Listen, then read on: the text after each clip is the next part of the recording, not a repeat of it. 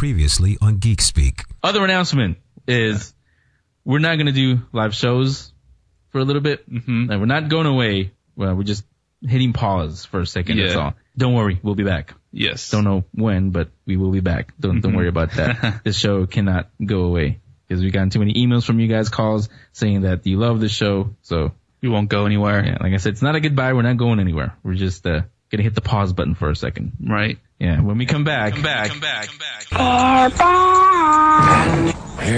we go. Let's Speak Geek. You're listening to the Geek Speak Radio Show. On the Geek Speak Radio Show. We are back. Well, one of us at least. Welcome back to the Geek Speak Radio Show. Gonna fly solo today. Romo, my co-host, is back on the show with us, but he's not here today because he is out on assignment. Nothing to do with the show. It's an assignment he gave himself. He's actually moving into another dwelling place. Makes it sound like he's moving into a cave or something. He got a new apartment, basically, and he's moving all the stuff in there, so he won't be on this show, but he will definitely be in next week's episode. Premiere episode, everybody who impatiently waited for us to relaunch the show, we're back. Not a live show, obviously. It's going to be a podcast from now on. You're going to find it right here on geekspeakradioshow.com. If you're listening to us on iTunes, because you can get us on there too, or on our YouTube or on our new Podomatic.com page. Go to geekspeakradioshow.com. It's been redesigned. It's got some cool pictures, everything. New thing also that we're doing this year, Geek Speak Radio Show Book Club. It's pretty much what it sounds like, except there's nothing to buy unless you really like a book. It's basically my and Romo's book suggestions, and also yours. Send us an email, henry@geekspeakradioshow.com or romo@geekspeakradioshow.com. I may set up an email specifically for the book club, but the only thing is it has to be a book from the science fiction, fantasy, horror, a mashup of those or a subgenre of those. Biographies, autobiographies, could be that also, as long as it's somebody we talk about, like J.J. Abrams, Stan Lee, Steven Spielberg, the films of George Lucas, things like that. We'll do.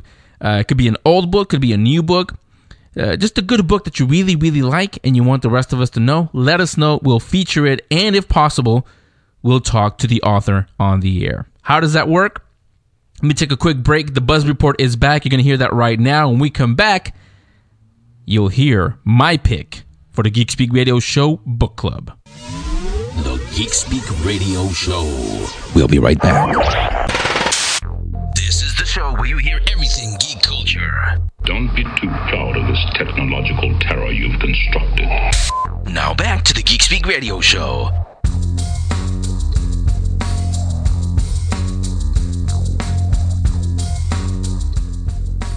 And we are back on the Geek Speak Radio Show, flying solo today. Romo's out, moving into another apartment, and he may be here later. But I'm here. Henry, hello. Okay, I told you about the new feature, the Geek Speak Radio Show Book Club. Haven't come up with a clever name yet. We'll do that. Or if you guys want to suggest something, geekspeakradioshow.com, send an email. I will take suggestions on that. But I'm going to give you the first pick now. The first pick happens to be mine, because it's my show, and I can do that. And it is a book called The Astounding, The Amazing, and the Unknown, written by Paul Malmont. And Paul happens to be on the phone with us. Paul, welcome to the Geek Speak Radio Show. Thank you very much, Henry. Good to be here. Pleasure to have you here. Well, I was going to tell everybody what the book is all about, but since I have you on the phone, go ahead and tell everybody what it's all about. Okay. The Astounding, the Amazing, and the Unknown is somewhat of a sequel to my first novel, The Chinatown Death Cloud Peril. This one takes some famous pulp writers from the 1940s, the golden age of science fiction, like Robert Heinlein, Isaac Asimov, L. Sprague de Camp, and L. Ron Hubbard.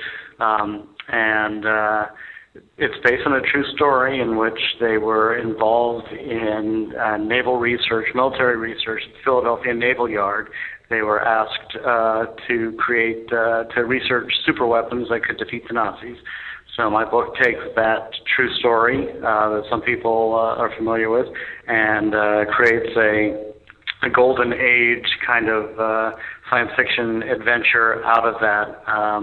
That also tells us a lot about who they were, how they ended up kind of creating the golden age of science fiction, what the golden age of science fiction really was, and how one of them might have peeled off to create an atomic age religion in Scientology. So, yeah, I found the book actually at the library, and this is definitely going into my bookshelf. I'm going to buy this one. And if you guys want to do that, you can go to geekspeakradioshow.com. There's a book link on there. You can purchase it. There's an ebook available, right, Paul? Yeah, absolutely. Yeah. Yeah, you can get a book or an ebook. It's all there for you. When I found it in the library, one of the things, it's in the inside flap, and you just mentioned it right now, one of the things that really drew me to this was it says it's based on an incredible true episode of World War II history. Now, how much of it is, in actuality, fact? Well, that's what I love to play around with. One of the characters at the very beginning asks, or says, let's try to figure out where the science ends and the science fiction begins. The truth of the matter is that the military did come to the legendary pulp magazine editor John Campbell and ask him to put together a group of his best talent and send them down to Philadelphia. Robert Heinlein and Isaac Asimov were both available at the time, and they were sent down there. L. Sprague de Camp was in the military and was also more of a fantasy writer than a science fiction writer, but he was well known and brought in. And so that is all true. It's also true that a legend about a ship vanishing from the harbor sprang up at about the time that they were there. That's known as the Philadelphia experiment. Whether or not it actually happened is I try to plausibly go into what may have happened. Another thing that's true is that John Campbell, the editor, also had hired another writer to discuss the creation of atomic weapons and had printed a story based about that got a lot of people in a lot of trouble. And that's a subplot that intersects with the main plot of this book. So those things are true.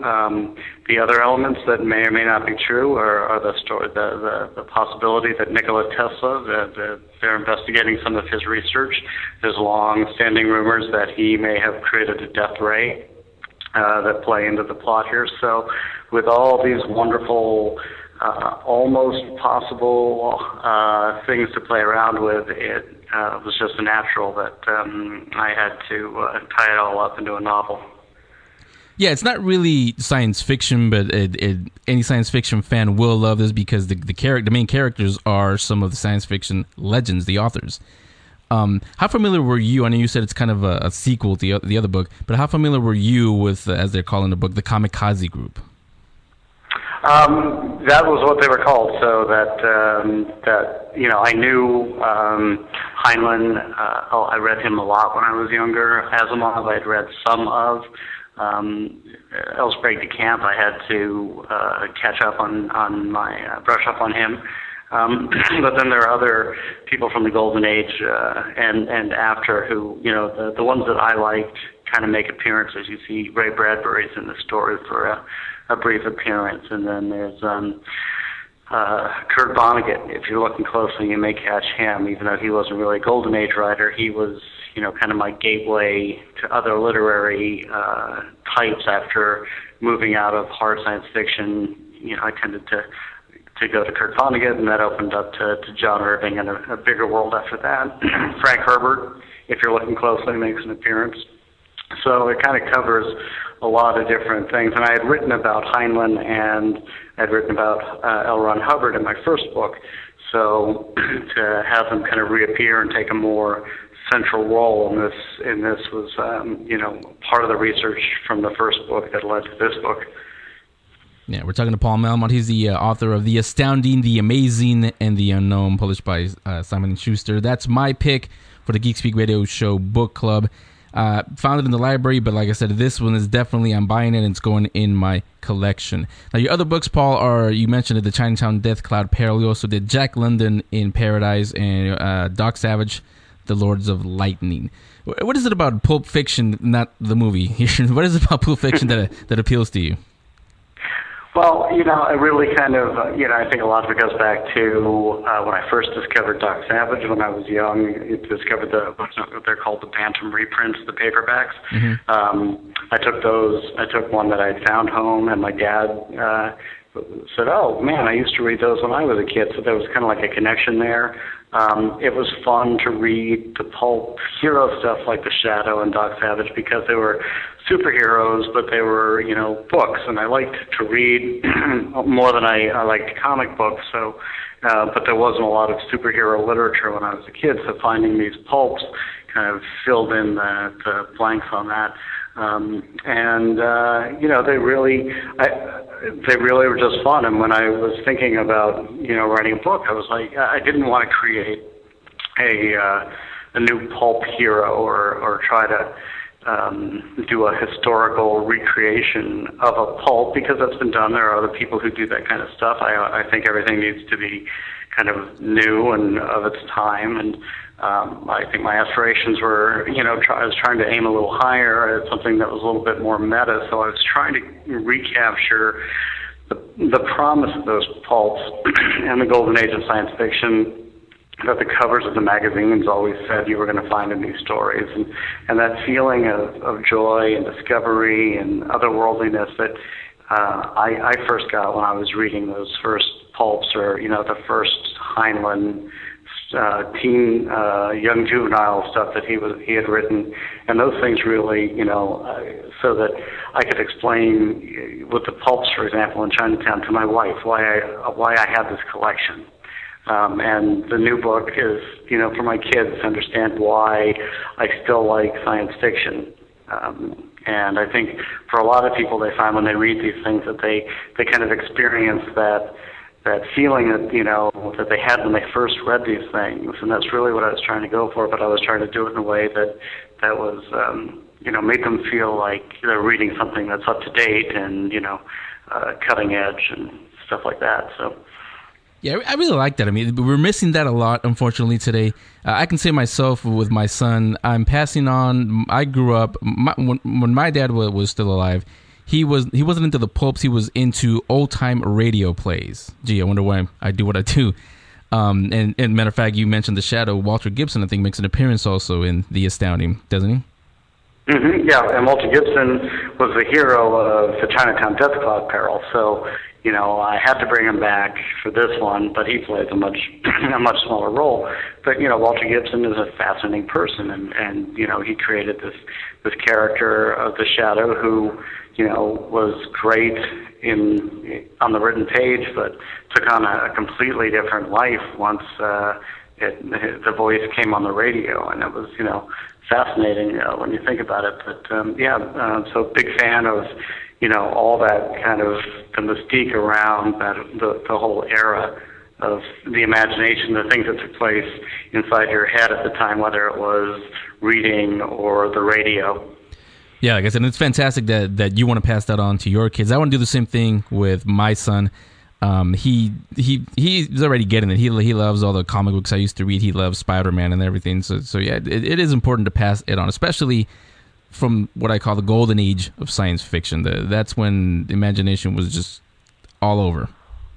Yeah, and one of the things I try to capture in the new book is that, this was the birth of a new genre too. Like it was there was the sense of possibility when these guys were writing it. It was being written for the first time. Now we see a lot of retreads and remakes, and it's hard to, and there's a lot of people doing it, and it's an accepted genre in film and literature and, other places. But these guys were doing it for the first time, and it must have been so exciting, every month to open a magazine and just read something you'd never read before. And, to have your mind blown month after month. And so, it's really kind of a celebration of the first time that this became a mass movement. And, really, still the impact and the reverberations are kind of echoing through pop culture up to today. Yeah, so we're talking to Paul Malmont. Yeah, Paul, you work in advertising. How did you go from advertising to writing books? Well, it's all writing, so, it's all, my advertising work is all about telling stories about products and brands and companies and telling, the stories, whether they're very short stories, that boil down to a one-line essence, but, there's a lot of writing that happens before that you get to that one line, and So to me, it's all about trying to find the story that's interesting to somebody, and it's both about finding a balance between fiction and reality. Both all my books are kind of about that, and so is my job. Yeah. Who or what or how did it happen? Who said, "Hey, Paul, why don't you write a book?" Well, I said it. I mean, I had been thinking about writing something for a while. I'd written some screenplays. I'd shot some short films, but nothing had really got anywhere, and I was still feeling like I wanted to try something, but I got to a certain point where I just realized, okay, nobody's going to buy that screenplay that I'm working on. It's just not going to happen. There's just too much competition, too many people trying to write screenplays, and there's just nothing that's making them stand out. But I'd had this idea, and I know a lot about the pulp era, and there were some certain precedents for that kind of genre, where you take an author and you put him into a kind of story that he would have written. One of my favorites in the whole genre is Time After Time. Malcolm McDowell plays H.G. Wells. That was a great kind of mashup there. So I had wanted to do that in a screenplay format, but as I started working on that, I was like, this is really more about writing. This is really about getting inside these people's heads and kind of like trying to capture, what the dark moodiness of the Shadow is and what the heroic nature of Doc Savage is through the people that write them. So I started like writing chapter 1. I literally had never done it before. I was like, let's see if I can write chapter 1. I wrote chapter 1, and then by the time I got to 3, I knew I had made certain choices that were going to work, and one of them was the switching points of view from one character to another each chapter. And so these things kind of take on a momentum and a life of their own when you know that they're going to happen. And by the time, very early on with the first book, I said, okay, this is really going to happen. So I wrote it in the mornings before I went to work. And then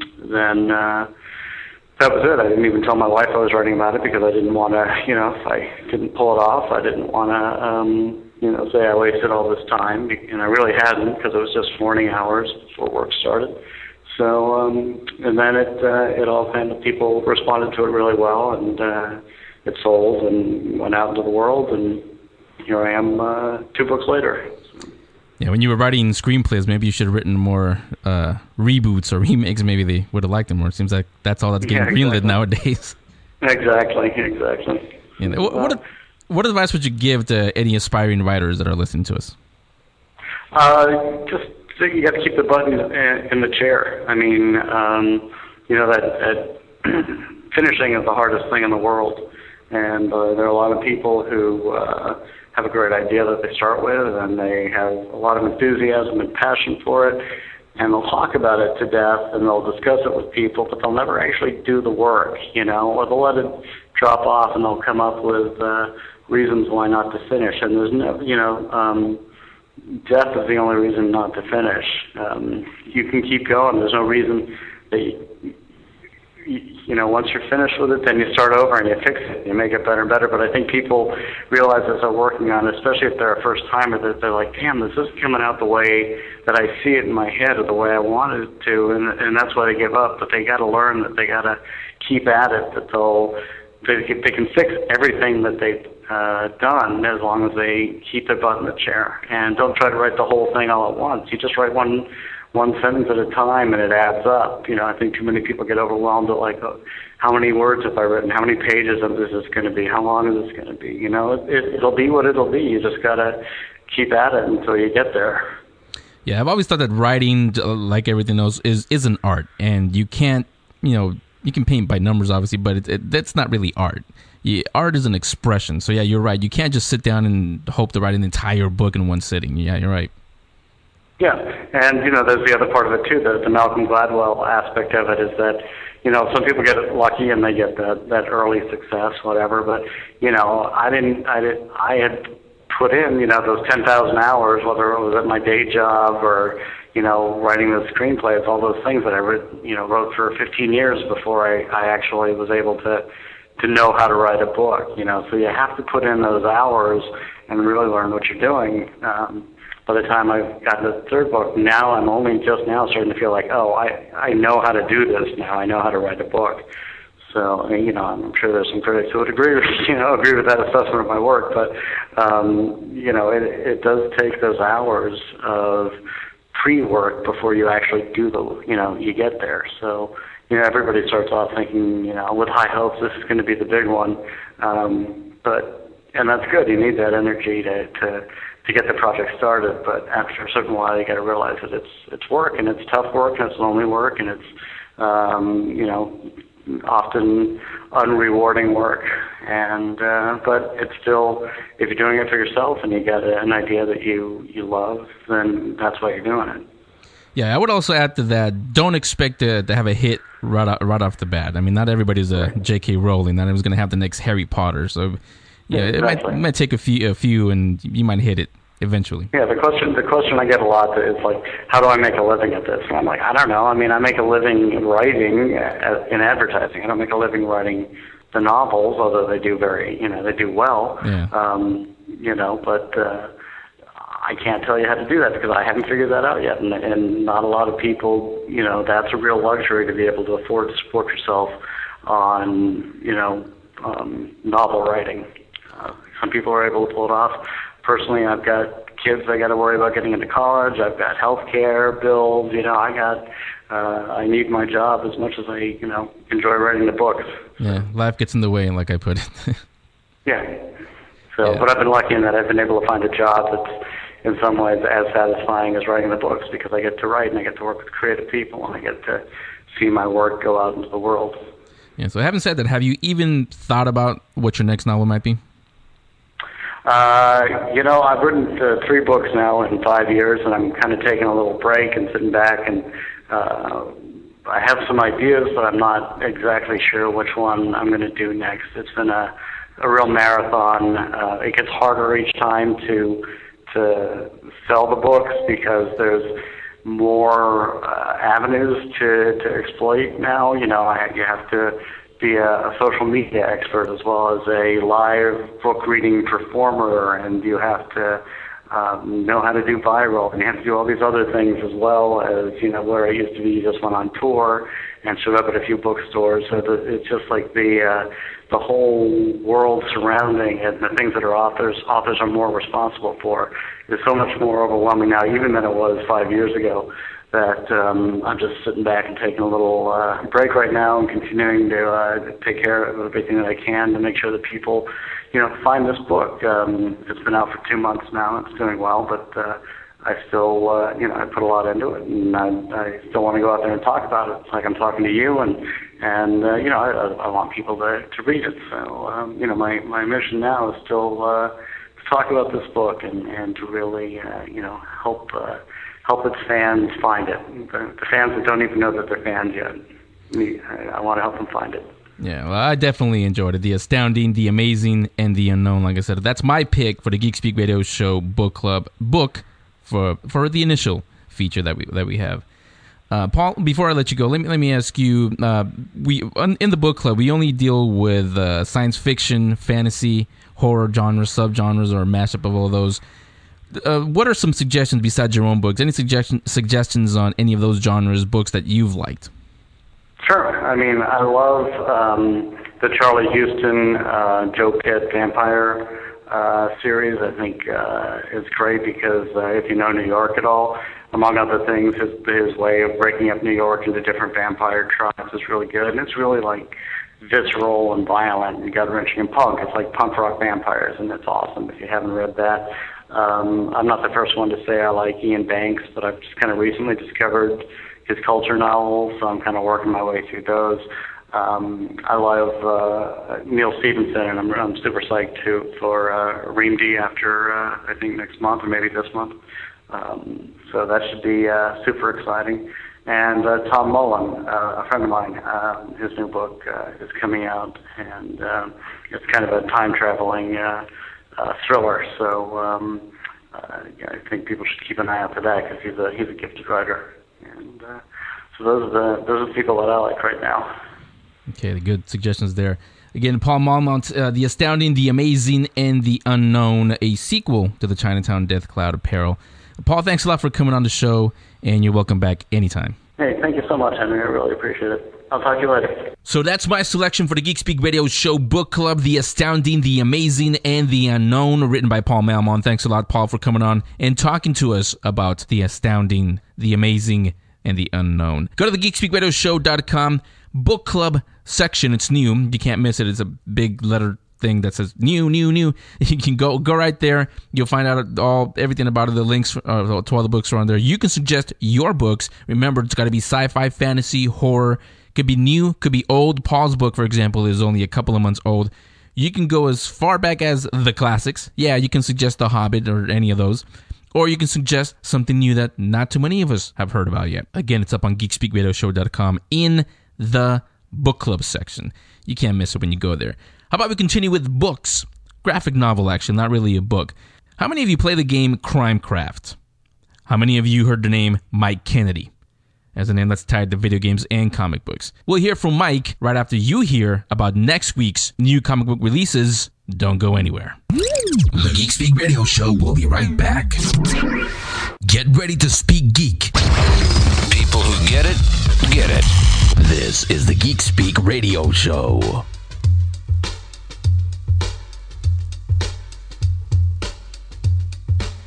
And we're back on the Geek Speak Radio Show. Again, flying solo. Roma will be here maybe by the end of the show. Maybe not. We'll see. But like as promised, here is Mike Kennedy, creator, writer, Bleed Out. Mike, welcome to the Geek Speak Radio Show.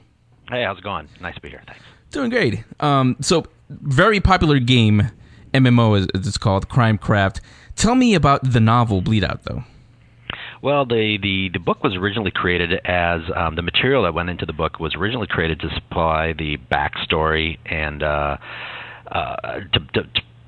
produce a campaign for the game itself. So there was there was this awesome game out there where people can go in and shoot their friends and not have any kind of guilt issues, and there just wasn't any real story to it. There was no real mission to it other than just collect new points. So we created this campaign and this backstory and NPCs and all of this conspiracy that kind of players can weave their way through in the game, and we decided to tell the story through motion comics, because motion comics are popular and everybody's doing it these days. But yeah, I'd worked in comics for like 10, 12 years as well as video games, so I knew a bunch of artists that I thought would be really good for it. So we got those artists involved to do the different chapter cutscenes. And at the end of the day, we had all of this great comic book material. We were like, okay, this needs to be printed. And if we're going to print it, we might as well supplement it with all kinds of other additional story material that's not in the game. And let's make a really nice hardcover volume out of this. And that's what we ended up doing with Archaea. So can Bleed Out be considered a prequel or a tie-in, or what would you consider it? Well, I guess, I don't know. I sometimes I've referred to it as kind of like the game Bible. Basically, it kind of like explains like how the world of the game, how the world got to be that way. Mm-hmm. All of the events that kind of led to, you know, kind of the financial ruinization of the entire planet and the entire global economy.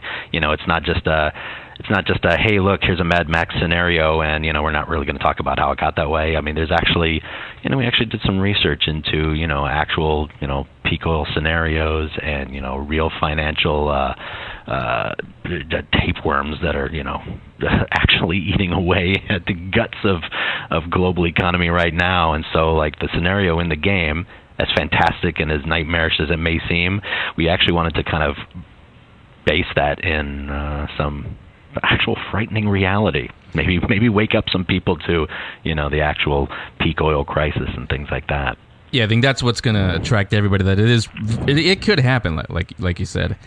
Yeah. The Crimecraft game, it's an MMO, which pretty much allows you to go anywhere in the world. So how do you come up with the characters and just the story based on that?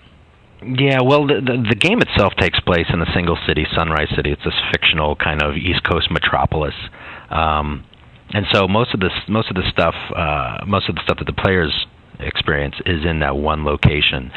So we wanted to populate that one location with a number of NPCs that you know are not only entertaining and can give you missions that you can play in the game itself, but also can reveal the backstory of the world and like how it got that way. So So a lot of the players in the conspiracy, a lot of the individuals who had a hand in those dominoes falling that caused all of this, they all kind of conveniently wound up in and around Sunrise City. So throughout the campaign, throughout the 10 episodes of the campaign, or throughout the 10 chapters of the book, you'll start to see the different characters and what their role was and how things got this way. It doesn't spoil anything for people who are playing the game? No, not really. I mean, the cool thing is the book and the game, they really can exist independently. I mean, you can read the book and not play the game at all if you're not a game player, and still enjoy the world and, figure out the cool kind of, future crime, pulp noirish conspiracy in the book, or you can play the game without reading the book as well. So, I mean, they really are supplemental experiences that support each other, but they're not just repeat experiences. Yeah, the game we're talking to Mike Kennedy. He's a creator and writer of Bleed Out. Now, we know you're the creator, the writer. Talk about the artists involved. Yeah, we got a whole bunch of really great guys. When we decided that we wanted to do this as graphic novel motion comic stuff, we knew that, well, first of all, we were kind of up against the schedule, so we knew that we couldn't really get it all done with a single artist, even though, there are plenty of guys that would have done a great job. We just had a time issue. So rather than get one artist having to work 4 to 5 months on all 10 chapters, we thought, well, you know what, why don't we, since each chapter is kind of a self-contained theme, a self-contained sub-episode, why don't we get a different artist for each one? That way each one can kind of bring their own style, their own flavor, their own voice to each of the different themes that each chapter focuses on. And plus we can get them all working simultaneously so we can get this done in a tenth of the normal time.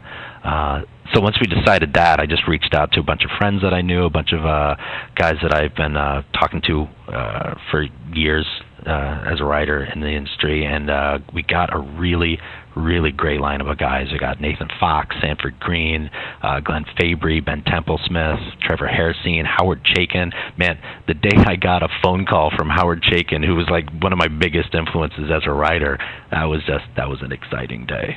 Yeah, I can imagine. Yeah, and I have read some of the stories, and they each do have their own individual look, and that's again because of the different artists, right? Yeah, absolutely. We kind of, we knew what the story chapters were going to contain, and we knew what the kind of the plot elements were going to be, but we didn't necessarily go out and seek specific artists for specific chapters. It just kind of got to, once we had this lineup of guys who said, "Yeah, that sounds cool, sign me up," then it really was. It was pretty simple to kind of say, okay, you know what, Glenn Fabry's going to be perfect for Chapter 8. Howard Chaykin's going to be perfect for Chapter 7. Oh, my God, Nathan Fox has to open this book with Chapter 1. So their styles just kind of fell into place lockstep. It was great. Yeah, and again, we're talking to Mike Kennedy. And, Mike, you've worked on other video game tie-ins as well as some established little properties like Star Wars and Superman. Is it a challenge going into those worlds that are, like I said, already established and have a fan base? Yeah, especially ones as big as like Star Wars and Superman and stuff, because I mean, not only do they have such a huge fan base with such fervently passionate fans who they know the characters better than anybody else, but there's also, especially with both of those, just decades and decades of canon and lore that you got to make sure that you're being faithful to, and that you're not you're not writing something in your story that totally contradicts something that happened in issue number 873 when Jimmy Olsen went over here. It's just, you got to do your research. Yeah. Yeah, last year I spoke to Scott Tipton, who wrote a book on Khan, which is one of the most iconic characters in Star Trek, and he mentioned something like that you kind of have to toe a line between satisfying the fans and getting the new readers. So is that how you approach when you write, like, for Star Wars and Superman? Yeah, fortunately for for in both of those cases, I mean, I did a number of different Star Wars things, but kind of the biggest one was this book called it was Star Wars Underworld, which was a series I did with this artist Carlos Meglia, who his style is fantastic. Everybody, I mean, it was just super. I don't know if you've seen the book, but it's this incredibly dynamic animated style. I mean, you're looking at the book and you're like, it just looks like cells from an animated feature. You're just waiting for the panels to start moving.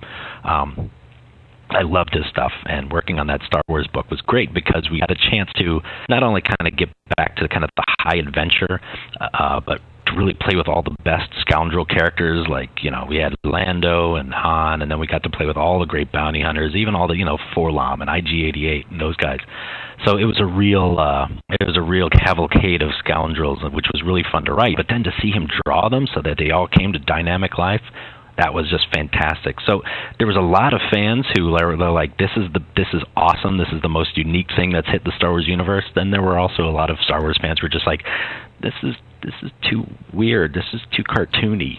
Yeah. Which also keep in mind that this was long before the Clone Wars cartoon, which now I think makes it totally acceptable. But so Carlos actually was approached by DC to do this Superman book, and they asked, so Carlos, who do you want to work with as a writer? And he picked me, which I thought was extremely flattering. So it was kind of a similar situation where they just let us go and have fun. Like they let us create a world that was kind of separate enough from canon where whatever we did wouldn't break anything. Yeah, I actually read Underworld, and I really, really did enjoy it. And cool. Thanks, Yeah, I agree with you. I haven't seen Clone. I mean, I can't watch an episode of Clone Wars. My son can. I guess it's okay because it's the target audience, but I cannot sit through an episode. Yeah. Well, I mean, I think that's the difference. Is like with Carlos's art. I mean, it was very dynamic, and I almost want to say more of like a Warner Brothers style, where it was still, kind of aimed at that, mature animation fan. Yeah. Whereas I think the Clone Wars stuff, they are shooting for kind of the younger animation fans.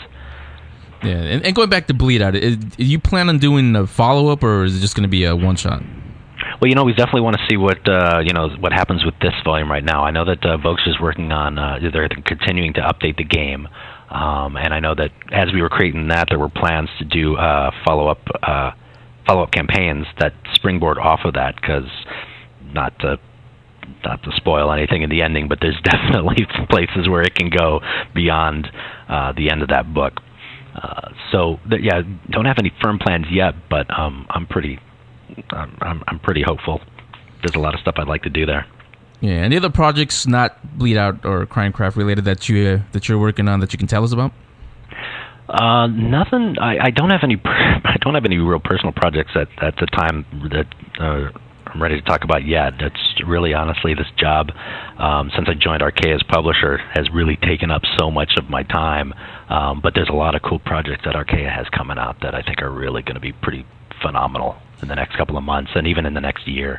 We're putting together our 2012 catalog, and it's just a lot of really exciting stuff. Yeah, I think so. I mean, I've seen Archaea when we cover conventions, and every year they just keep getting bigger and bigger, and more people are going to the booths. Like this year, they gave the Immortals a preview of their cover for what they're doing for the Immortals, and that was just fantastic. Plus, we got to meet the new Superman too. That was Yeah. We actually just got the first advanced copies off the press of the Immortals graphic novel, and it's pretty stunning. I mean, and that's another book where we got some really strong talent. We got Ben Templesmith back, Trevor Hairsine, Scott Hampton's chapter is just really amazing. I mean, the book itself is really just an experience to hold. That'll be coming out as soon as the movie comes out, or before? Yeah, actually, that'll be coming out in the next, I think it should be releasing at the end of this month. So by the first week of October, you should be able to find it on bookshelves everywhere. Okay. Yeah, and that'll get you ready for the movie, which comes out in November, I believe. Yep, November 11th, yep. Yeah, so again, we're talking to Mike Kennedy, creator, writer, Bleed Out, graphic novel based in the world of Crimecraft. Mike, thanks a lot for coming on and spending a few minutes with us. Absolutely, man. Thanks a lot. I appreciate it. Yeah, and you're welcome back anytime to talk anything Archaea or anything else. Sounds great. All right, thanks, Mike. Awesome, man. And you can find out all about Mike Kennedy's Bleed Out graphic novel in our links section on GeekSpeakRadioShow.com. I have a link there to the Archaea Entertainment website. Well, the page for the Bleed Out graphic novel by Mike Kennedy. Thanks a lot, Mike, for coming on. Well, I'm just about ready to finish the show. However, before we go, I'm going to introduce you to one more person. And he also happens to be two new things. New content provider. We still have Collider.com providing all the stories. Also have a new website and a new person who's going to do a new feature on the show. Tell you exactly who and what that is in just a few minutes. Let's find out first what else is coming out this Wednesday at your local comic book shop. Geek Speak Radio Show will be right back.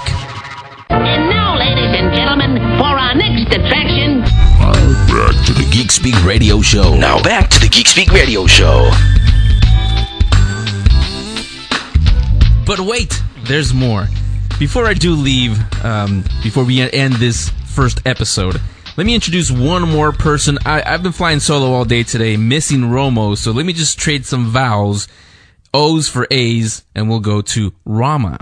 He's one of our new content providers. His website, ramascreen.com. It's up on the links on geekspeakradioshow.com. Go on there next to the other content provider, collider.com. Rama Screen is the new one for this year, and Rama happens to be on the Skype with us. Rama, welcome to the Geek Speak Radio Show. What's up? Thank you for having me. Well, thank you for agreeing to be a content provider for us this year. All that means for everybody that doesn't know is all the stories in the Buzz Report will be coming from Rama's website. And Rama, you are I guess we could call you a movie geek, right? Yes, I am. Ever since I could remember, I've loved movies and I've watched so many movies, and I'm not, how do you call that? Roger Ebert, but Yeah. but I do okay. Yeah. Let's go back, not that far back. You're not that old, but do you remember what's the first movie you saw in the theater? Oh man, I believe it or not, I watch movies usually when I was a kid, just VHS and DVDs. I didn't get to the theater until 1999, The Sixth Sense. Really? Really? That's so prior to 1999, I watched movies at home, either TV or VHS or DVDs. So yeah, I collected all those. But theater, 1999, The Sixth Sense was my first movie. So when you used to watch movies on VHS, that's after the theater release, of course. Uh-huh. How did you avoid spoilers, especially if it was like a mystery movie or something? I grew up in Asia, so back then, where I came from, spoilers weren't that big a deal. I mean, I grew up in an environment where I was the only movie geek around. All my other friends didn't care much about it. I mean, they would watch movies, but they weren't into it as much as I was. So, but yeah, I guess it's always a surprise to me. No spoilers or anything like that. And what kind of movies did you like? Just any movies, or was there a specific kind of movie that you wanted? I have always been a big fan of John McClane. So I grew up, loving Die Hard series. So that was my first. I was really into action. And then exactly. So and then but my favorite movie of all time, believe it or not, is actually Forrest Gump. So that's the one movie I could watch again and again, thousands of times, and will never get bored of it. But my first love was action, and John McClane was the star. Well, Forrest Gump does have a little bit of action in the middle too when he goes to Vietnam. That's right. Jenny, that provides a lot of action. Yeah. Forrest Gump is definitely a timeless classic. It's got a little bit of everything for everybody. It's got action. It's got drama. It's got comedy. It's make you cry unless you have no heart. So yeah, I think everybody's up there with you. Plus, for me, Tom Hanks is my favorite actor. So yeah, that movie is up definitely. there. And I met Tom Hanks a couple months ago for Larry Crown press day. Man, that was just like, that was my first time meeting Tom Hanks. So that was really insane. And I was wearing Superman's shirt, and he noticed it, and he kind of made a comment about it. It was it was really a great moment for me. Really cool. Well, that's a good thing, because I have a list on the. We've been doing this Geek Speak Radio Show. We've been doing this since last year, and we've talked to all kinds of celebrities on here. But he is definitely one on my want list, along with Steven Spielberg. Yeah, good luck. George Lucas. Tom Hanks is definitely up there. So maybe we can use you to get to Tom Hanks. Well, let's keep our fingers crossed for that day to come. Definitely. Yeah. So basically, what Rama's going to be doing on the Geek Speak Radio Show is he's going to be, since he's our resident go-to movie guy now, we'll talk to him about movies, not just our movies like the comic book movies and the genre movies, but especially now that we're coming up to awards season, we'll definitely go to you for all the dramas, all the comedies. Once the Oscars are announced, we'll definitely have to talk about that, because I know you're going to have an opinion on who's nominated, who's not, or especially who wasn't nominated. Mm-hmm. So we'll wait for that when that list comes out.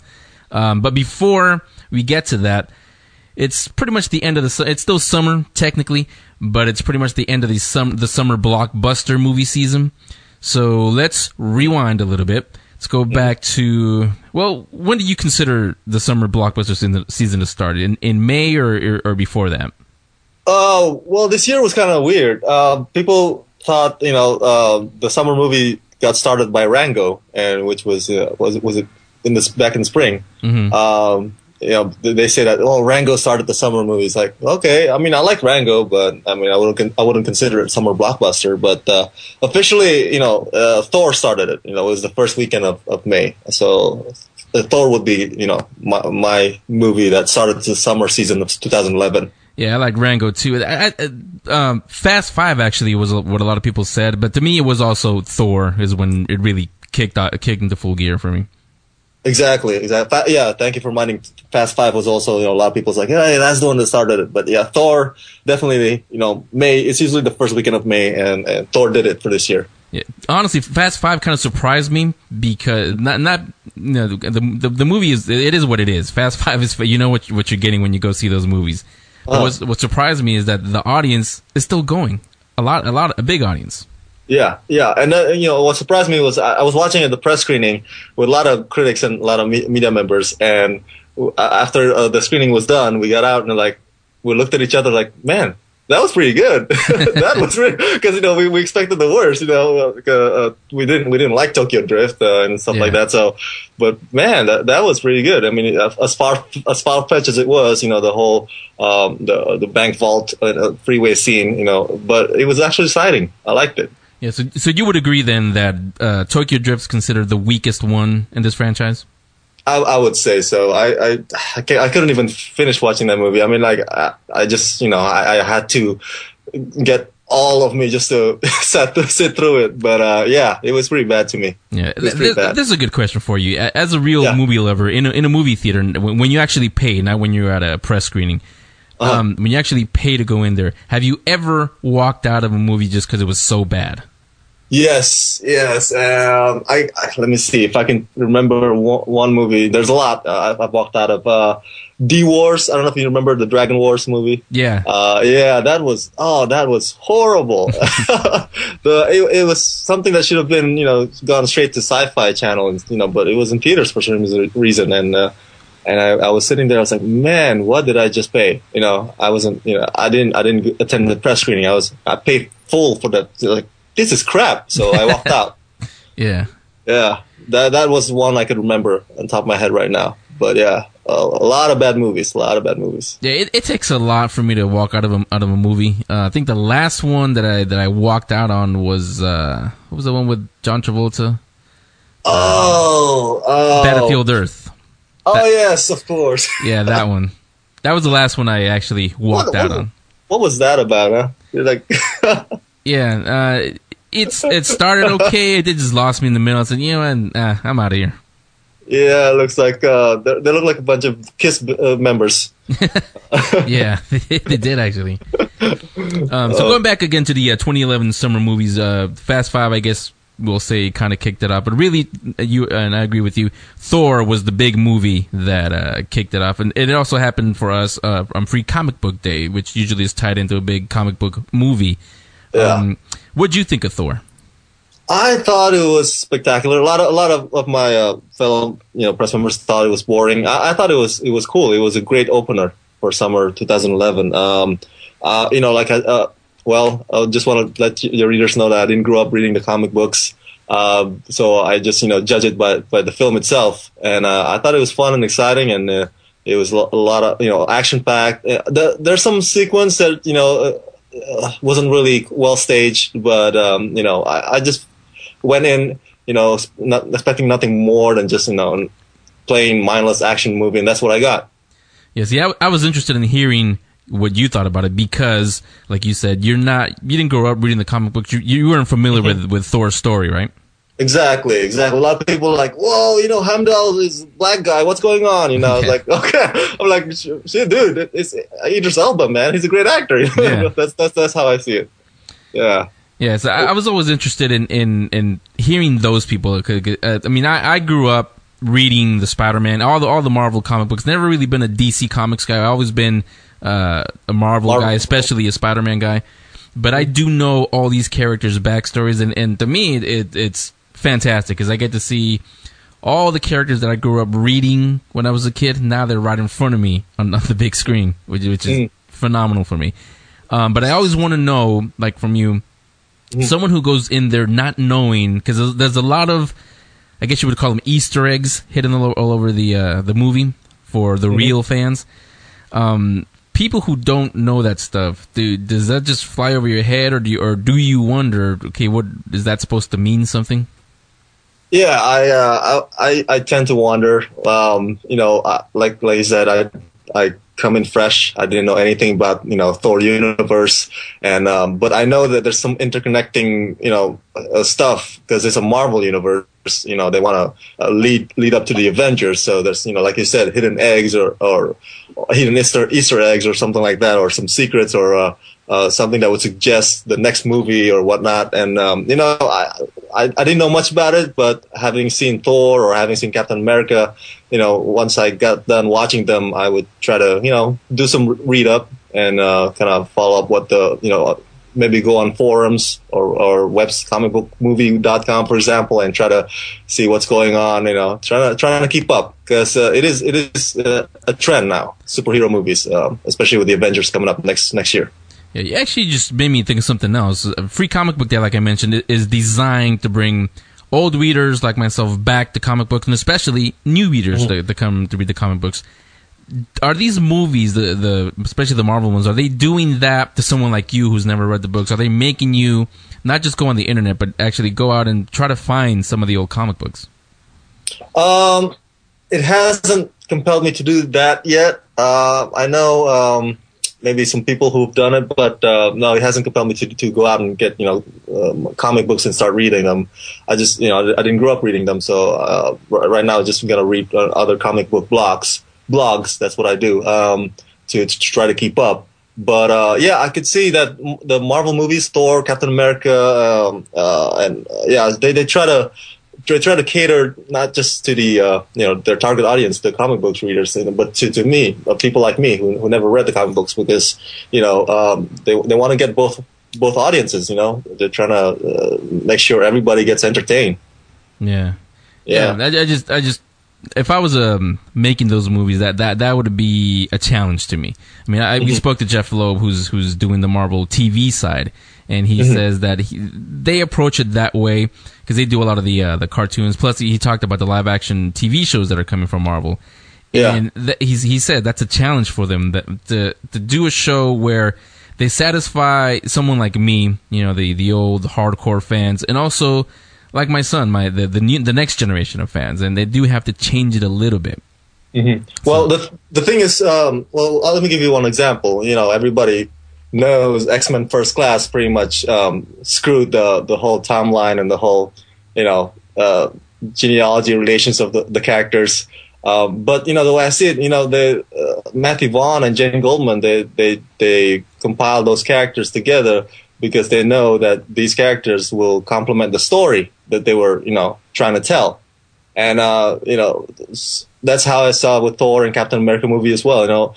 Maybe Jane Foster is not a nurse in this movie, but, her new occupation, astrophysicist or whatever that was, kind of, complements to the story to kind of help progress and kind of help the Thor movie, interconnect with the other movies as well. It's they try to cater the characters to the story and how it will lead up to the Avengers. And I appreciate that. I mean, I'm sure it's gonna enrage a lot of comic book Puritans out there. But if you see it in that perspective, you would understand that hey, that's cool to approach it that way. It's not all bad thing.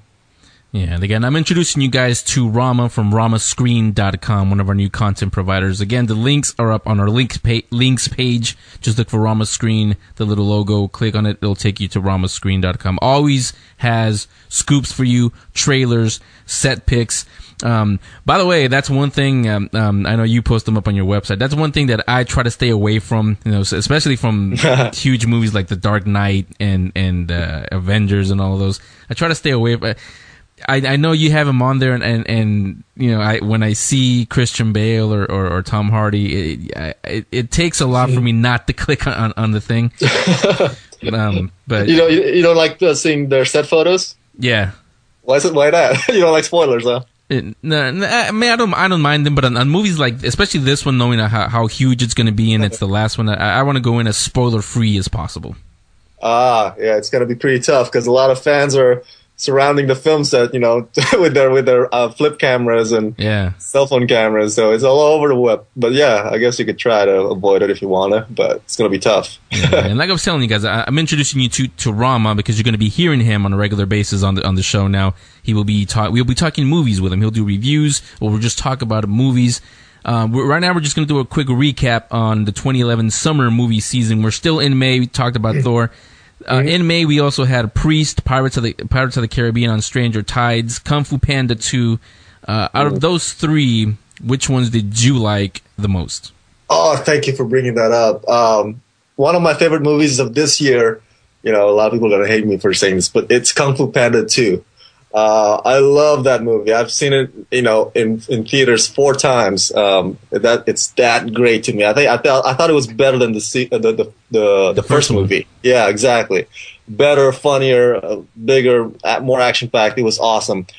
Priest was a total disappointment. But then again, I think anything that Screen Gems comes up with, definitely it's not something you could hope to be something that's great. But Priest was. Pirates of the Caribbean, Stranger Tides almost made me fall asleep twice in the theater. It was that bad. I'm sorry. I know it was epic and I was Jack Sparrow again, but it did not need to happen. It was not a necessary movie. It was just something for the Sparrow fans. But the story wise, character wise, it was just horrible. There's nothing solid about it. Well, here's an interesting question about Pirates of the Caribbean. Were the 2 sequels, not this one, the 2 before it, do you think those were necessary, or were they just done by Disney to satisfy Johnny Depp fans, really? Yeah, I would say the latter. I remember going to the press day for Pirates of the Caribbean, the recent one, and I remember producer Jerry Bruckheimer said, the critics didn't like the previous 2 movies, but hey, we kept making money. So it doesn't matter what the media thinks. He himself said that. So I was like, all right, So obviously this is a franchise that's just driven by money. That's all it is. They don't really care anymore about the story and the characters. And hey, my friend suggested, would be the great title for Pirates of the Caribbean 5. It should be Pirates of the Caribbean. You still like Johnny Depp, right? That should be the title. Yeah. So that was May. I guess you're gonna go with Kung Fu Panda 2. I really like Thor. Big shock there because I'm the Marvel guy, but yeah, I like Thor. So Rama likes Kung Fu Panda 2. So let's move on to June. In that month, we had X-Men First Class, which you already mentioned, Super 8, Green Lantern, and Cars 2. Out of those, which one did you like? Oh, one of the best movies of the year is X-Men First Class, no doubt. It's like, I don't know, man. My friend said it, nicely when after we watched it. It was like, it's like drama but with action.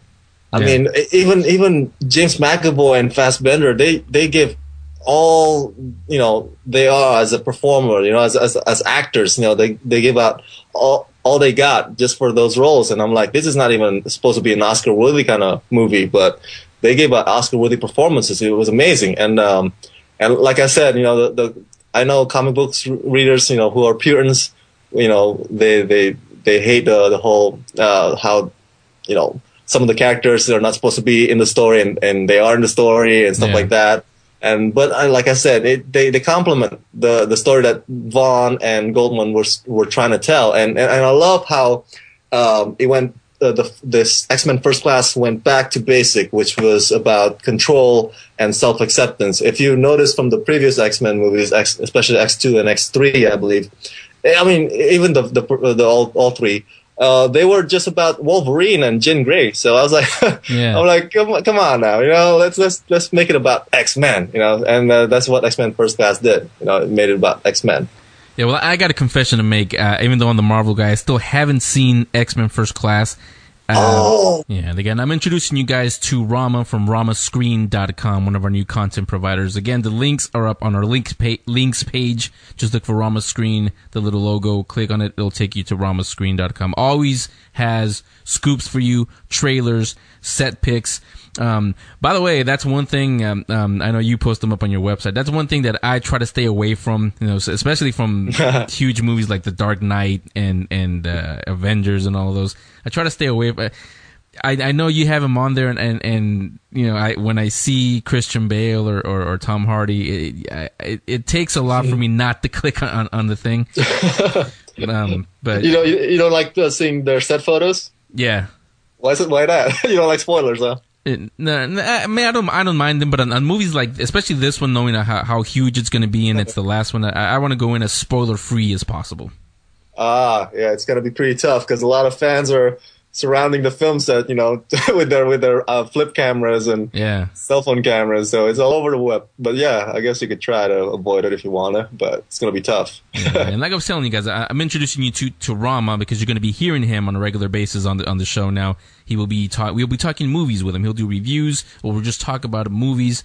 Right now, we're just going to do a quick recap on the 2011 summer movie season. We're still in May. We talked about Thor.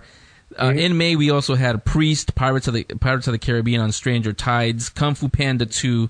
Out of those three, which ones did you like the most? Oh, thank you for bringing that up.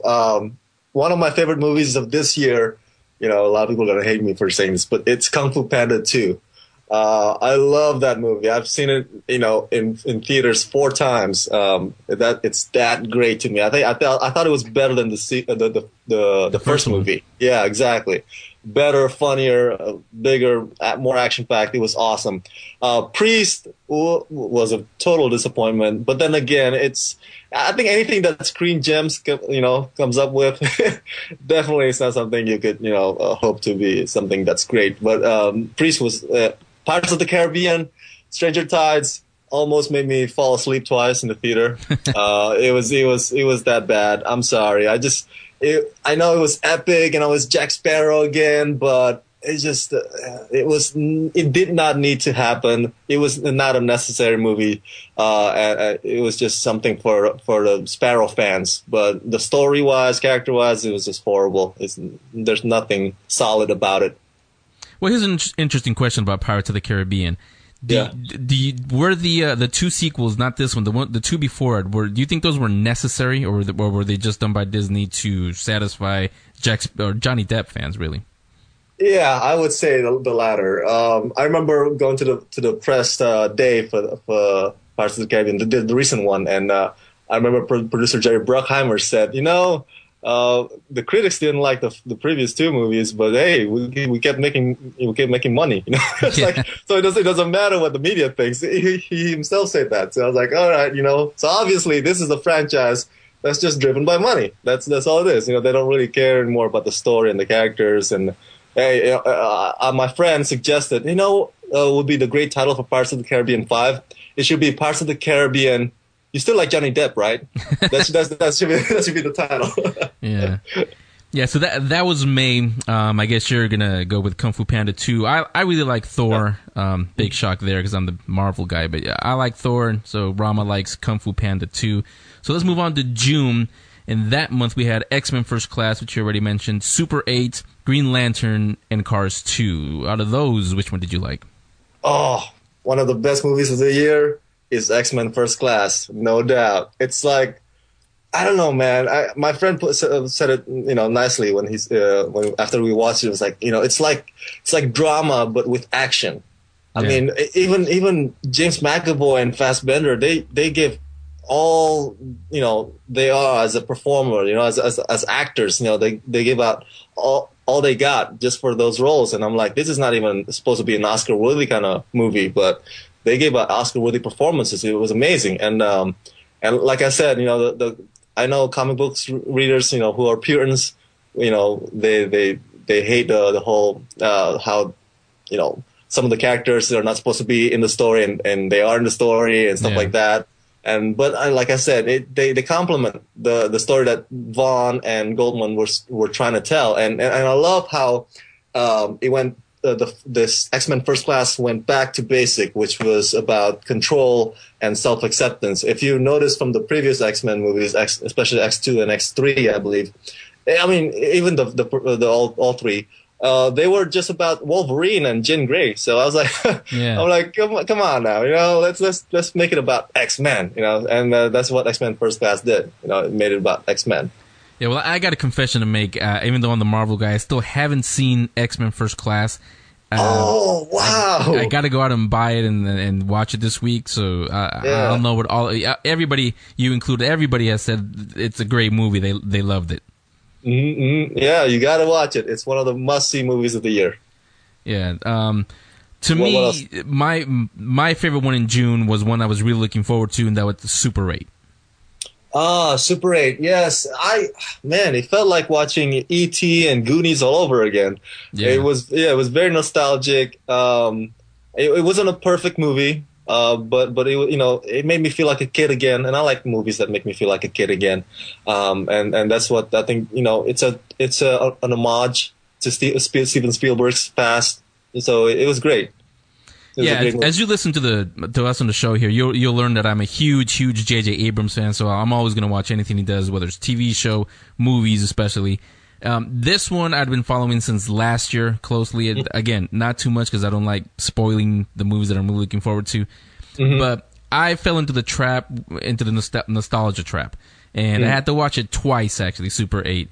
The first time I was looking for all the E.T. nods, all the Goonies nods, all the comparisons, and then I went back again and just watched it without looking for all that stuff, just as a standalone, not homage to Steven Spielberg movie. It is a very good movie. It really is. Yeah. That was one of my concerns coming into the screening. I was like, you know what? Oh man, this is so much it looks so much like Steven Spielberg movie. What is it about this that makes it a J.J. Abrams movie? I want to come to see the lens flares. Exactly. So maybe we should put on some sunglasses or something like that, because that's how you approach Abrams movies. Yeah. I didn't see this one, and I said it on the air last year when we started talking about it. I've never been a DC guy.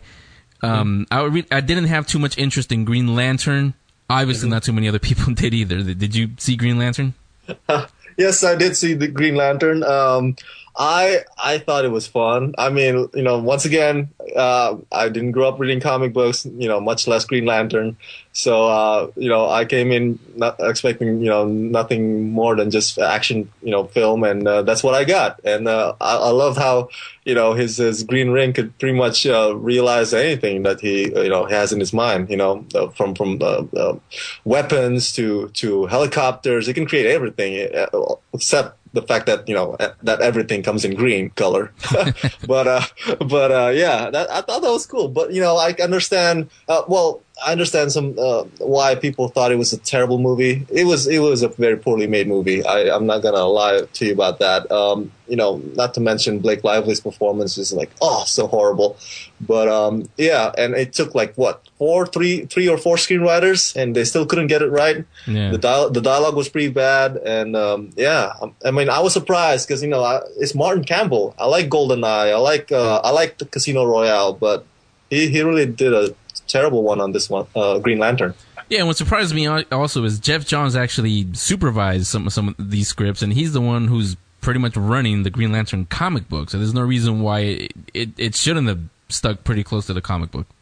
Yeah, definitely, right? With the guy in charge like that, they should, at least be faithful to the material, but not even that. And I feel bad because hundreds of millions of dollars, man, including marketing, went into that, and they didn't bank much at the box office, and now they're trying to figure out whether or not they should make a sequel at all. Yeah, So well, they're saying they're going to go ahead and make it no matter what. I think Warner Brothers does see, and DC has to see it as a failure, because to them this was their Iron Man. Because in the Marvel universe, Iron Man was never really he's not a Spider-Man or a Fantastic Four or X-Men even. He's a secondary character.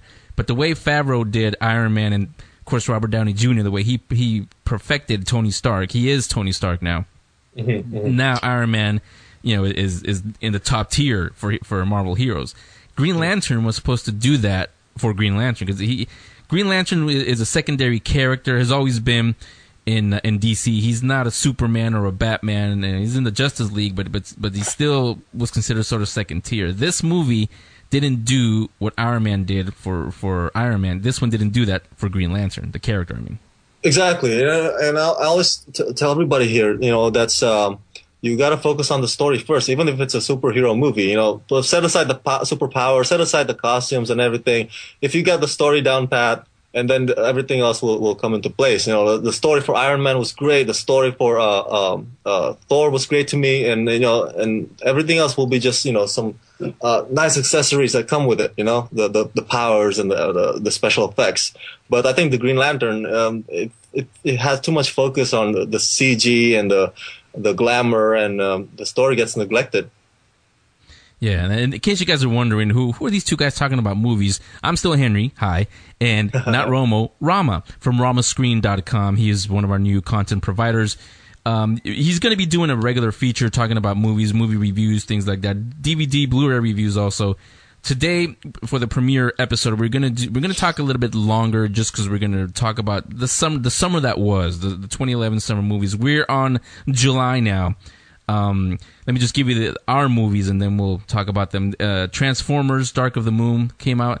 HP7, The Last, Harry Potter, Captain America, Cowboys and Aliens, and surprise, Smurfs movie came out also. Out of all those, which one did you enjoy the most? Smurfs! No, I'm just kidding. Yeah, I would have somebody shoot me in the head if I said Smurfs. But anyway, let's see. I had fun watching Cowboys and Aliens. I feel so bad that it's not doing well at the box office. It still hasn't. But I was afraid that it would be cheesy. The whole mix of sci-fi and western. It would come out like Will Smith's Wild Wild West. But no, I was very entertained by it. I mean, at least. But to me, of course, a mix of western and sci-fi, nothing can beat Firefly or Serenity series. Right. Big fan of those. But Cowboys and Aliens to me, July is great. What's the other one?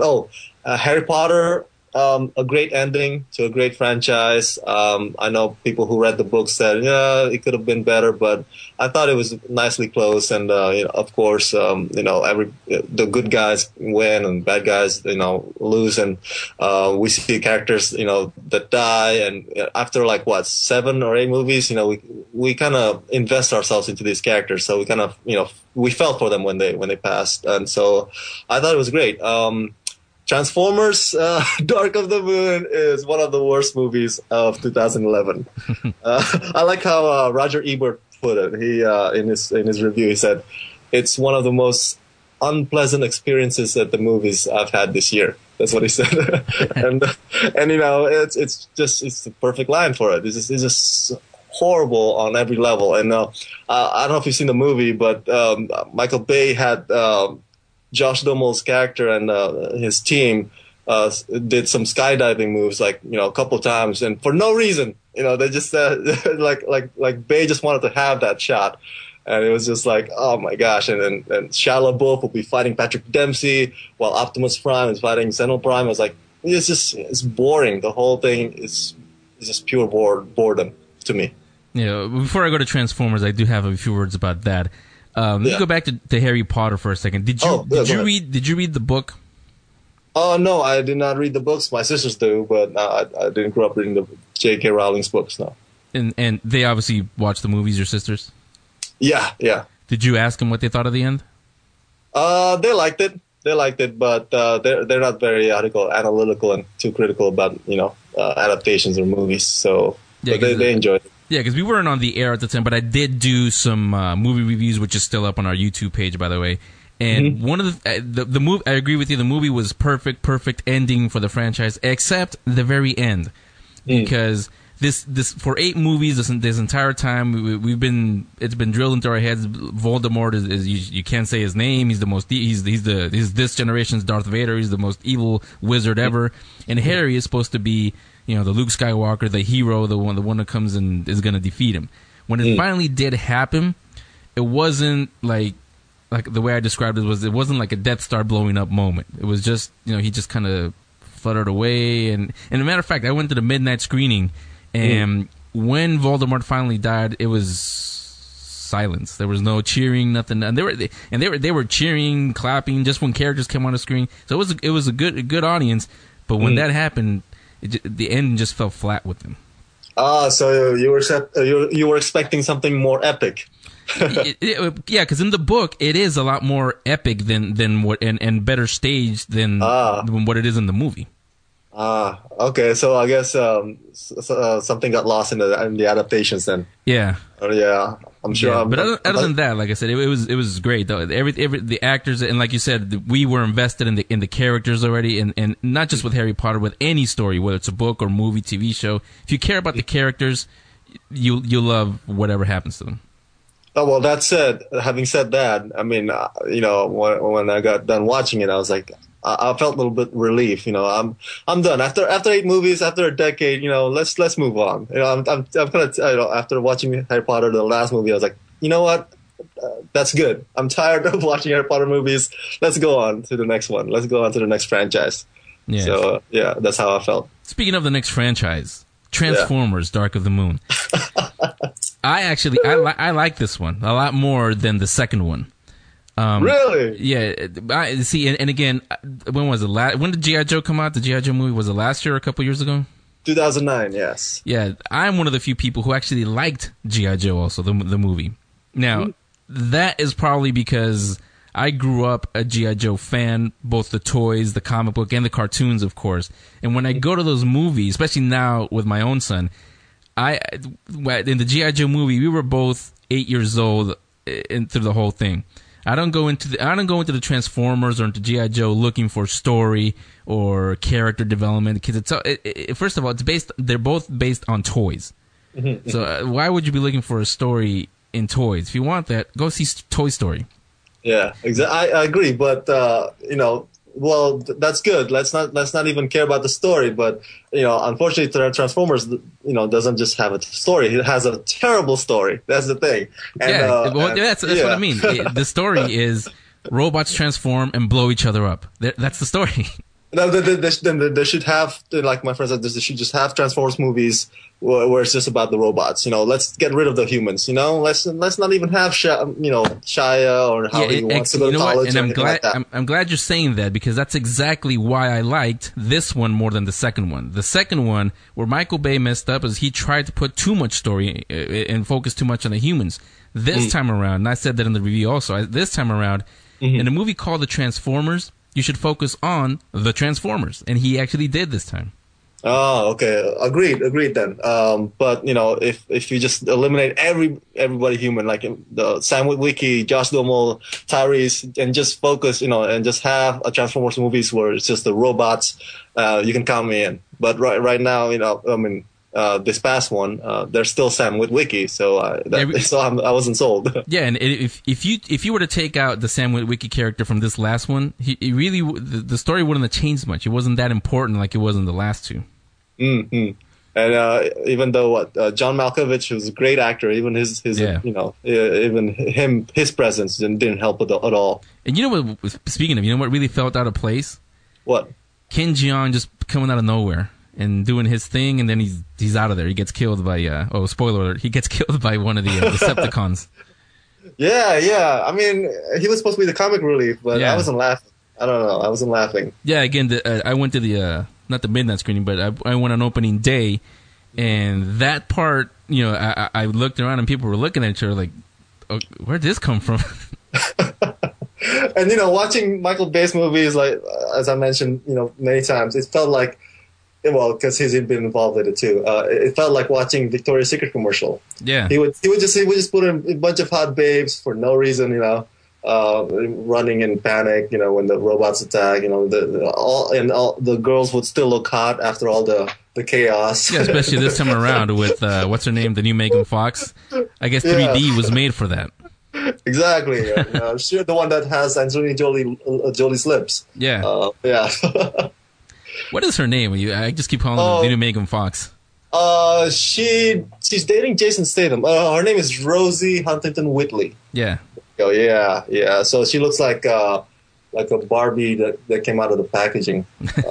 So that's how I would put it. Yeah. So for July, I like Transformers, but I gotta go with Harry Potter. That was my favorite from July. What were the other choices? I also forgot about Captain America. Yeah. So it's got to be a tie then. Captain America and Harry Potter. Those were my two favorites then. I love Captain America: The First Avenger. I was a little concerned that we were going to watch, Johnny Storm as Steve Rogers, but no. Chris Evans did not act like Johnny Storm at all. He was a humble, Steve Rogers. He was, you believe him as a guy who just, an idealistic hero who puts others before himself. It was great. It was a great performance, for a superhero movie. Yeah, like I said, I grew up reading these comic books, and the way Chris Evans portrayed Steve Rogers, it was perfect, just like the comic book. Exactly. That's at least what my friends who have read the comic books told me too. And I like the whole. It felt like you're watching the Rocketeer meets Raiders of the Lost Ark. Yeah. Of course, because Joe Johnson's in charge of the direction. So it was just the Rocketeer. Yeah, it was just a great superhero movie. If only we had seen more of the Howling Commando guys. But it's a Captain America movie anyway, so I wasn't too concerned. Well, I understand that Marvel's saving that for Captain America 2. Yeah. So there's a possibility that they might explore more of the 40 setting, huh? That's what I hear. Yeah, from what I understand, for Captain America 2, we're going to see everything, obviously, next year in the Avengers. Mm-hmm. But the Captain America story, there's a whole lot that was missing from, when you see shots of the Howling Commandos and him, and when they're fighting the Red Skull. From that point to when he gets trapped in our time, there's a lot of stories there that are missing that you can easily explore in Captain America 2 and 3 and however many more they want to make. And I forgot to mention that I've been watching the Avengers: Earth's Mightiest Heroes. Mm-hmm. Kind of like trying to educate myself since I'm not picking up the comic books, and I know it's not necessarily based on the comic books, but I can understand why they change Bucky's style, in the movie, making him look gritty and same size as Captain America, and instead of looking like Robin and small. Yeah, because really he becomes a sidekick in the comic book. Yeah, but it's not like that in the movie. It looks like somebody who's equal. Yeah. And the Bucky also, again, spoiler alert, in the comic books, he does come back later in the comics as the Winter Soldier, and then eventually became Captain America when Steve Rogers was killed. And this was a few years ago. That's right. I don't know if that's the approach that they're gonna go for, but yeah. Yeah, maybe again, this is why I love these movies coming out, because the Marvel universe is just so huge, and now that they're actually tying in, you can just go in all kinds of different places. And I love the whole special effects in Captain America. That whole Benjamin Button body thing, man. That was mind blowing. I mean, I thought it was gonna be like the head Chris Evans' head floating over some skinny body, but no, it's just you totally believe that could be like his body. I didn't see anything. There's a lot of people that say that you can tell in some places where it's not his head isn't proportionate to the body. That honestly, I didn't even notice it. Yeah, and you gotta admit that Tommy Lee Jones had the best lines in that movie. Yeah, I mean, it's hands down to me. That guy, whenever he speaks, man, he cracks you up. He's still skinny. Exactly. Look at him. He's making me cry. It's amazing. Yeah, he was perfect in that role. So again, July. Like I said, for me, I guess it's a tie between Harry Potter and Captain America as the two best. Which one would you go with? I would say Captain America: The First Avenger will be the number one in July for me, and then Cowboys and Aliens will come close. Yeah, and so then we come to August. We had Rise of the Planet of the Apes, Final Destination 5, Conan the Barbarian, Fright Night, a remake, Spy Kids 4, Apollo 18, and in limited release, Attack the Block. Yes. What was the first one you mentioned? Rise of the Planet of the Apes. Yes. I like the drama. I mean, people come in expecting action. Do not expect action. It's more of a drama kind of movie. Rise of the Planet of the Apes. But I like the apes part better than the humans part in that movie. I don't know why Franco and all the guys just something's wrong with their acting in that movie. It's just not up to par. But the apes part, the Caesar's interaction with the fellow apes, that's just it's worth watching. I liked it. Yeah, James Franco's James Franco. I mean, what you saw in the Oscars, when was it, last year when he and Anne Hathaway hosted? Yeah, that's what he's doing in this one. And Draco Malfoy from Harry Potter, he's just Draco with an American accent in this one. Exactly, and you believe James Franco as a scientist, like you believe Mark Wahlberg as a science teacher in The Happening. It's just not gonna. It's not working. It doesn't work. Yeah. But that one, Rise of the Planet of the Apes, I really like that one. I've always been a fan of the original Planet of the Apes series, all the movies, obviously the original one, and I'm not a big fan of the what was it called, the Marky Mark and the Monkey Bunch one, the one that what's his name did? Oh yeah, with Tim Burton. Yeah, the reboot. Didn't really like that one too much, but this is how you do a reboot. This is how it's actually, to me, it's more of a prequel because there's a lot of things that not obvious, but there's a lot of things in there for the fans of the series. In fact, even Charlton Heston is in it, and if you haven't seen it, you got to go back there. Look closely. He's actually, and not him the person. He's on TV. That's all I'll say. If I may add, two things that made this, aside from the story as well, two things that made the Rise of the Planet of the Apes successful. Andy Serkis and Weta, the digital effects company. Those two powerful forces, man. Serkis, he's a motion capture guru. He put life into Caesar, and it's an incredible job, incredible performance. And of course, Weta for the Rings, King Kong. They can make anything look believable. It's just amazing. Yeah, later on this year when the nominations come out again, if Weta doesn't get nominated, there's going to be a problem. Yes, there should be a something because they did a great job with Rise of the Planet of the Apes. Okay, so like I said, I didn't see the Final Destination 5, Conan the Barbarian, or Fright Night. Did you see any of those? Fright Night reboot, I loved it. It was, everybody loved the original, of course, but I thought Fright Night reboot gave its own spin on it. It brought vampires back to its basic sexual violent beings instead of the huggable vampires that glitter. No sparkling, no sparkling, no Twilight vampires, I can be in the sunlight, stuff like that. But no, so that's what I love about Fright Night reboot. It's scary, it's exciting, it's bloody. Conan the Barbarian was a disappointment to me. I was so expecting this to be awesome because I thought Jason Momoa, looked Conan-like, and because you actually got to meet him, didn't you?